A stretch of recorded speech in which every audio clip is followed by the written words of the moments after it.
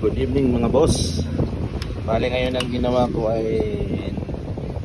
nag-install ako ng exhaust. Isang papasok, isang palabas. Nag-install ko lang ngayon. Ayan po. Ayan. Bale ito unti-unti ko lang.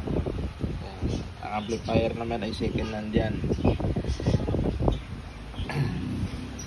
Inundation ko lang yan, repair.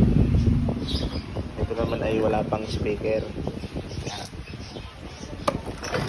Mag-iipon muna tayo, i-start muna itong bilhin ng speaker.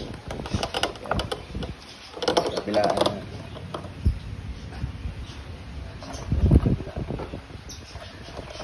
Tapos ang sunod ko na ginawa, ito na yung mga tweeter. Isang metal dome kabila, saka isa din dito sa kabila, metal dome, saka mid range. Tapos ayan, nilagyan ko siya ng capacitor non-polar, tapos resistor para hindi mabigla pag napasukan siya ng malakas na voltahe, hindi masunog agad ang coil. Yan ang purpose niyan. Yan, at yan mayroong resistor sa capacitor. Ito yan, makikita niya. Yan pa lang na-install ko. Tapos yung nakaraan, nag-install ako ng saksakan ng mic. Yan, pulido yan kasi inuuntay yung naikula mic. Ito naman yung volume para sa palakasan pahinaan. Tapos wala pang player.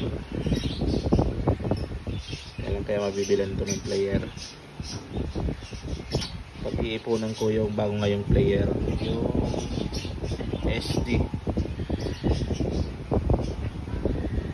na ang gamit na memory. Hindi na siya disk drive, yung DVD pa. Ngayon ay kakabit ko dito ay di memory na, micro SD na ang gamit, kaya maliit lang yan. Ganun lang kaliit, saktong sakto lang dito sa maliit na video na rin. Kakabitan ko to ng 600 or 800 watts na instrumental, dalawa, tapos dalawa na subwoofer din, around lang 800 watts para hindi masisira. Ganda ang tulog niyan, kahit maliit lang rin, maganda ang tulog nito. Malapit na ito matapos, kunti na lang, pera na lang kulang dito na pambili.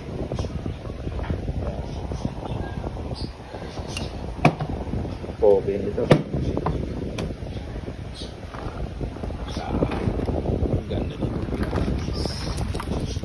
Nakabili akong player, kasama din pa yung mga control switch na remote. Kunting case na lang, matatapos na ito. Siguro na bago mag-December or December, bago Pasko, gawa na ito.